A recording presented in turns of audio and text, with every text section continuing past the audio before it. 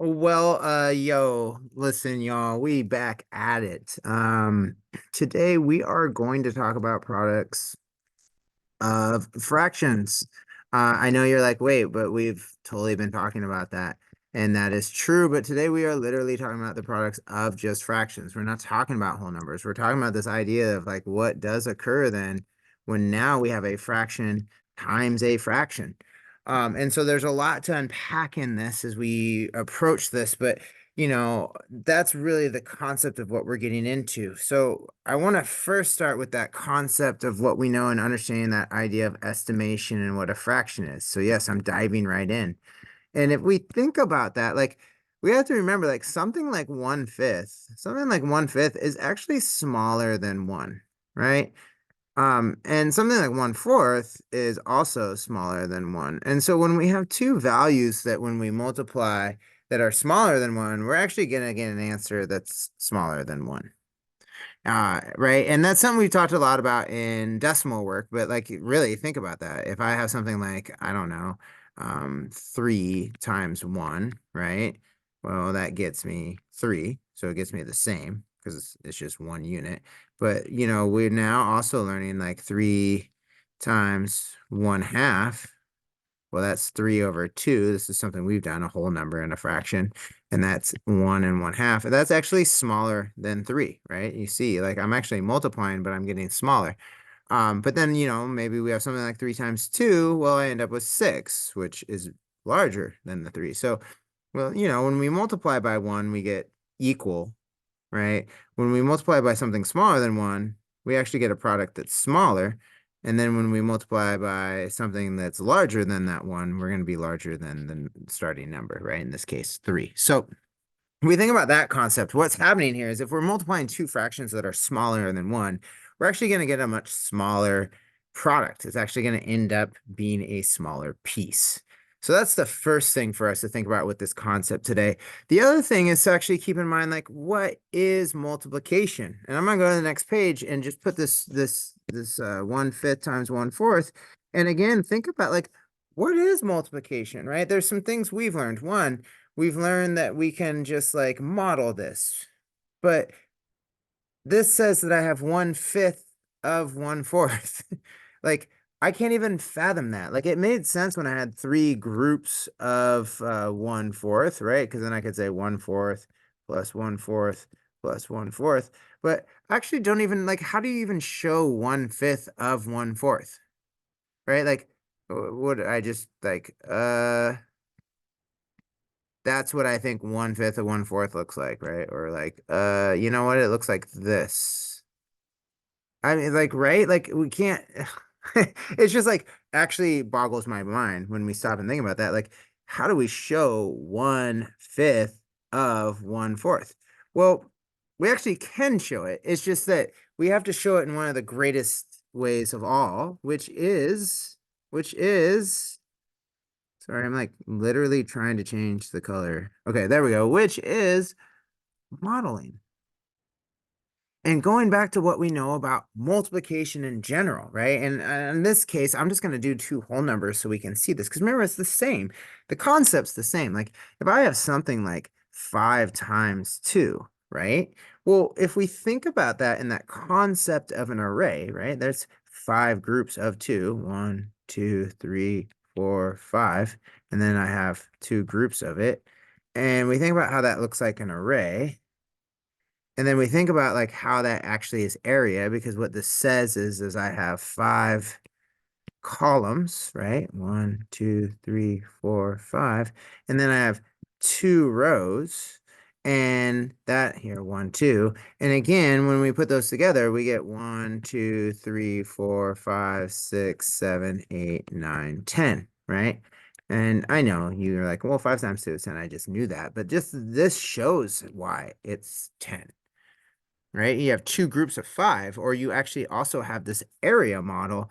That is a really good way of being able to think about the math that we do. So we actually can do that exact same thing here.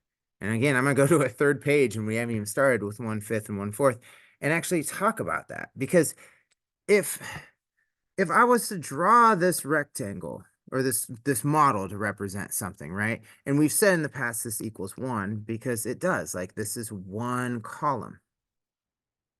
And this is one row, right? And 1 times 1 equals 1. So this equals 1. This box represents the equal 1. The equal 1, the number 1. And I want you to kind of sit on that and think about that, because this is where then things change a little bit. Because when we go back to what we had said about 1/5 and 1/4, right? 1/5 times 1/4, this is actually smaller than 1. So when I'm now gonna like, okay, don't pay attention to that. I'm gonna redraw this. If we were to draw that, and we know that, in the grand scheme of things, this is 1. Well, according to this fraction, this one row, I'm actually breaking into 5 parts. So there's my 5 parts, right? This is 1/5. It's broken into fifths. And then I have 1/5. So actually I can shade in one of those fifths. And that's actually what 1/5 looks like, right? Like that's how we would model that. That totally makes sense. And that then, if we think about this idea of an array, right? Like here's my rows. Whoa, sorry. Here's my, whoa, again, sorry, what's going on here? Here's my rows, and we're going to multiply that by the columns. And I'm going to do this in another color then, according to this fraction, this unit of 1 right here, right? Oh, that got sloppy. I'm going to get rid of that. This line here, this unit of 1 is actually being divided up into 4 parts. And then I have one of those parts. So again, that's this. Now, this looks very familiar to the way we were multiplying and doing decimals with a model, is because now that we see that, I'm going to write this up here as 1/4. Now that we see that we take 1/5 times 1/4, well, if we look at what we have here, we actually have this model over here shows us. Now, remember, this value is going to be less than 1. And actually, our answer lies right here where the 2 intersect, right? Where the rows and the columns actually cross. And so what we see is we actually only have one piece. So there's my numerator. And then again, if we look at how many total pieces are in this new model, we have 1, 2, 3, 4, 5, 6, 7, 8, 9, 10, 11, 12, 13, 14, 15, 16, 17, 18, 19, 20. So actually 1/5 times 1/4 equals 20. Now, you may be already able to look right at that and say to yourself, oh, I see a mathematical pattern. And that's fine. I actually hope you do, because that is one way to always double check your work. But remember, we also have to prove that we understand this process by showing these models and doing this work. So let's try another one and let's play around and see how this works. So again, thinking about what we're doing here, right? Let's say, let's go 2/3, which is less than 1, times 2/4, which is also less than 1. So again, let's start with let's start with 1, right? And really what we're saying here is we're taking 2/3 and we're going to multiply it by 2/4. Well, now I have to model 2/3 as my rows over here. So what's that say? Oh, well, that says that I cut it into 3 parts, right? Because that's my denominator. And I shade in 2 of them. Now, again, remember with this, look how I'm shading. It is very helpful. Shading, be a little deliberate about that. So that's 2/3, right? That's literally what that says. This shows right here, 2/3. Now I'm going to do my my columns, right? This right here, which is 2/4, which means, again, I'm going to cut this into 4 pieces as my columns, and I'm going to shade in 2 of them. So here's 1 column, here's 2 columns. And now you can actually see, well, where's our answer? Well, first, our denominator is going to be all the total boxes we just made. So we have 1 here, 2, 3, 4, 5, 6, 7, 8, 9, 10, 11, 12. So we have 12 total. And then the real answer itself is how many have crossed over, how many blue and green cross over here.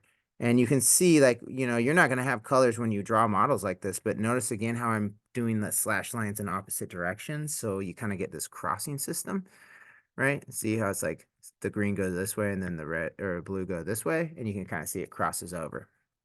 Anyway, after all that, sorry, I have 1, 2, 3, 4. So when we have 2/3 times 2/4, we actually get 4/12. Okay, so I hope this is starting to make sense, right? Like these are literally the models of the rows and the columns. It's 2/3 of 1 times 2/4 of 1. And so we can actually model that, and where they cross over, we get that answer. So let's do one more. And this is that one where like I really want to encourage that you like pause and try this one out. I'm gonna do 5, 6, and go ahead and multiply that by half, and pause it and solve. Okay, so I really hope you really pause this video and try to solve this problem, because let's look at again what's happening, right? This is an array. We are multiplying what one could say as our rows times our columns. And that is what we've done. Again, I'm going to review that real quick, time and time again with math, right? If I did, whoa, what happened there? There we go. Sorry, like changed pages. That like scared me. If we, again, what was I saying? Oh yeah, like if we did that with whole numbers, right? If I had like 4 times 2, well, we could show that as I have, there we go. Let's try that again. I have 4 rows times 2 columns, and that gets me a grand total of 8 sections, so the area is 8. Well, we're doing the same thing here, but we're remodeling this idea that we know again that this is something that's less than 1, right? Like this again, and I think this is where it can get really confusing. This represents 1, right? It's 1 column. And if you look at it, it's true. There's only 1 column there. It's not cut into anything. And this represents 1 row. And 1 times 1 is 1. Therefore, this rectangle represents the number 1. Whereas in this case, these are whole numbers. And so what I said was like, oh my gosh, what is going on? Very touchy computer. That this over here, like with this model, this actually represents 2 columns. So 2 columns times 4 columns gets me 8 total, right? Because they're whole numbers. But we can still model these fractions that are less than 1. Oh, wait, I'll stick with pink. So if 5, 6, right, I actually want to show 5, 6, which means 1, I got to take this 1 and cut it into 6 pieces, right? And that's what we would do if we were doing the math anyway. Though that's horrible. Sorry, let me do a much better job of that. So let's see, we're going to start with thirds and then the half of each one. Okay, and then I'm shading 5 of these. So again, watch what I do here. I'm going just simple. I'm not shading in like crazy. I'm just making these slash lines. There's 3, and here's 4, and then here's 5, 6, right? Okay, and then I'm going to go ahead and do the columns, and the columns is telling me here that I want this to actually be 1/2. So I'm actually going to take this 1, and I'm going to cut it in half, and then I'm going to shade half of it. Okay, so now that we've done that, we want to really look at now what have we created, right? What fraction do we have now? Well, one, I'm going to look at all the new pieces I have. I have 1, 2, 3, 4, 5, 6, 7, 8, 9, 10, 11, 12 total pieces. So that's my denominator. And then if we look, well, how many are shaded in both the pink and the green, right? That's how you can figure that out. And that's this section right here. Of all the 12 pieces, we now have 1, 2, 3, 4, and 5. So when we take 5, 6 and we multiply it by 1/12, we get 5/12. Wow, which is a very interesting process when we think about that. But again, much smaller than 1. So that's what we're doing today. And I know that's a little complex, but I wanted you to be able to like stop and really think about this and watch it.